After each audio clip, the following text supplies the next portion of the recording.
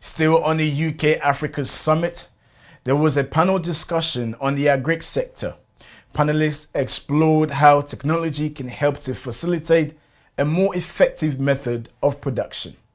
I think coming into the agri space, we noticed that there are a lot of farmers that fit the profile of the individuals that we can connect with, solving problems, 4 major problems we noticed: access to finance, access to the right inputs, the technical expertise, and market access.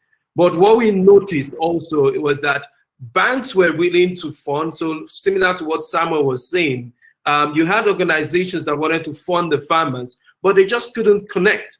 Now, initially, when we started out Farm Crowdy, we focused on using a crowdfunding model to connect farmers with investors, but these investors were individual farmers. We have since evolved from that model to now using technology to connect these farmers with not just small investments that you get from crowdfunding. And we had some success there. We were able to raise over £12 million within the first 3 years of Farm Crowdy that we're using the crowdfunding model. But now moving that to a place where you're connecting farmers with millions and millions of pounds that come from banks, that come from donor organizations. The big hurdle that farmers faced was they didn't have a proper data and profile that you could present to the financiers that make them understand that you've de-risked the farmers, similar to what Samuel was saying. Today, we have 450,000 farmers in our network that we've now created biometrics, financial history, operational data, so that by the time we're presenting them in front of financiers like maybe the IFCs or large donor banks, the central banks, Nigeria's central bank is key about that. They see that you have now profiled the farmer properly, such that if he's having access to funding or investment from these organizations, there's a history of the farmer, there's a profile of the farmer, you have tracked the farmer, you have done mapping of the farmer's location. It was great listening to Oyinka Akuma, who's a technology entrepreneur, listening to him talking about how technology can help to improve the method of production. Agriculture in Africa has such a massive social and economic footprint. According to McKinsey & Company, more than 60% of the population of sub-Saharan Africa is smallholder farmers, and about 23% of sub-Saharan Africa's GDP comes from agriculture. Just like the UK Trade Commissioner said, the private sector should not only concentrate on the raw materials in Africa, but also the agriculture sector, and bring about solutions to help grow Africa's agriculture market. Now, Invest in Africa hosted a webinar with a theme understanding the African Continental Free Trade Area and its potential to accelerate intra-Africa trade and put continent at the forefront of the global trade agenda. Emma Wade-Smith, Her Majesty's Trade Commissioner for Africa, believes that the AfCFTA will encourage investors and create more opportunities for supply chain. The challenge for companies has so often been the scale of the investment and the scale of the market that you can then access through that. And this is where I think, for me, one of the brilliant elements of this continental free trade area can really come into its own in creating those economies of scale. And I think that will be a great attraction for a number of companies that are passionate about this continent, that want to expand their business, that want to create jobs locally by building local manufacturing and other capabilities, but frankly just can't make the numbers add up. And I think at the end of the day, we have to recognise that the private sector needs to make money, otherwise they stop existing. There's a huge opportunity in Africa, and we really want to see UK companies leaning into those opportunities. Key aspect for me is around making sure that we continue to promote what is happening in Africa to the UK business community, that we are working hand in glove with the Secretariat for the Continental Free Trade Area to advertise, to promote, to raise awareness about the opportunities that the progress here will make. Now, there has been concerns and skepticism about the effectiveness of the AfCFTA, considering the impediment to the regional blocs. During the panel discussion, David Ofosidoche spoke about the challenges and opportunities for businesses under the AfCFTA. The fears are what I would call the traditional fears, and I can just reduce them into two. One is the skepticism around how the regional economic communities previously have not succeeded. If you take ECOWAS as an example, the challenges of the ECOWAS trade liberalization, closure of borders, etc. And these have happened in other regions as well. If you take East Africa, between Kenya, Uganda, Rwanda, and Tanzania, there are challenges on cross-border trade on some instances.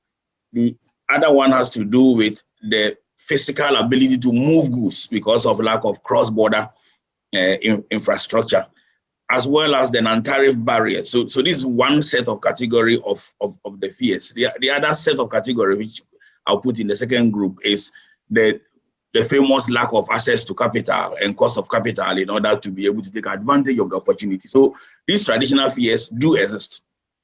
But having said that, there is a lot of hopeful sentiments on the ground. And there is one aspect of the whole CFTA agreement which is often lost on many, and which the organization that on my nightlife, I work for the Afro Champions organization. I've worked with the AU and tried to push, which is the fact that before the AfCFTA, intra-Africa trade was already increasing.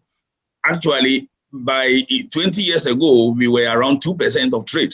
By 2019, we were already around 18% of trade. That's without the CFTA. And then there is the boosting intra-Africa trade regime that many countries are trying to implement. So what the CFTA has done is to actually raise the impetus at even a higher level. Great submission from David. And we know about the challenges across the continent of Africa, especially the lack of infrastructure, moving goods around. We know that is a challenge. That's why trading under the AfCFTA hopefully can bring in a lot of investment, and these challenges can be resolved. And David also mentioned about the trajectory of the regional bloc. And with the introduction of the AfCFTA, this will only accelerate the economic integration and help to bring about growth. A lot of people have raised questions as to why the free movement of people was omitted under the AfCFTA. Ambassador Albert Muchanga, AU Commissioner for Trade and Industry, gave an update on the free movement of people, quality of product policy, and payment and settlement across the continent. As part of the agreement, we have a protocol on the free movement of people, right of establishment, and right of residence. So that protocol is both under signature and ratification. It requires a minimum of 15 ratifications to enter into force. I think now we have somewhere between 4 and 5 countries that have ratified, so it's a work in progress. But at the end of the day, we'd like to see a situation where it will be possible for Africans to be able to move across the continent freely, and they also facilitate mutual recognition of professional and academic qualifications, in addition to having the right to reside in any country or set up a business in the other country. And the driver to this will be the high rate of economic growth and development. Because if there's a slow economic growth, communities tend to be nationalistic. But if there's a high rate of economic growth, there's demand for labor. And so those restrictions tend to be more or less relaxed. Is the issue of quality infrastructure, which really defines the quality of the products that are being traded. So when the process of coming up with the African quality policy, which hopefully this year is going to be adopted by the ministers, when that has been adopted, then it will be put in a position where we start work on developing a made in Africa standard. Like indicated, we are working with the African Export-Import Bank to facilitate speed payments and settlements across the continent.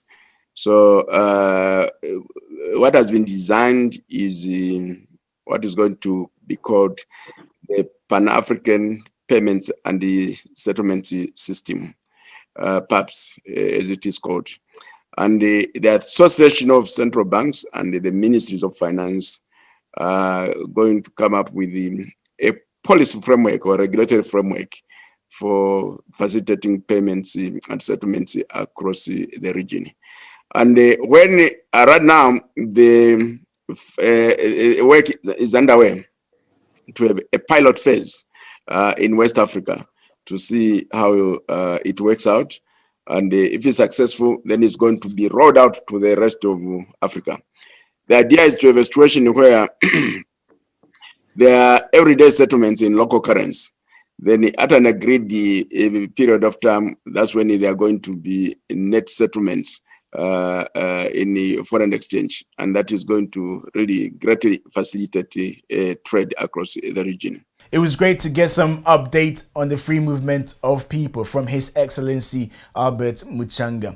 And with the introduction of the AfCFTA, a lot of people were asking if freedom of movement was actually part of the AfCFTA. And, you know, if you've been watching the show, we've been able to explain that the AfCFTA does not come with the free movement of people. That is up to the heads of state to determine whether it will implement free movement of people. And as His Excellency has mentioned there, as it stands, 5 countries have agreed. They need at least 15 countries to come to the table and agree to be able to implement that. We don't want a situation where there's a lack of economic growth in one particular or a few countries, and then all of a sudden, there's a sense of nationalism. The free movement of people across the continent of Africa is very good, and I'm sure it will happen at some point. But most importantly, to apply a strategic management to enable economic growth is also very important.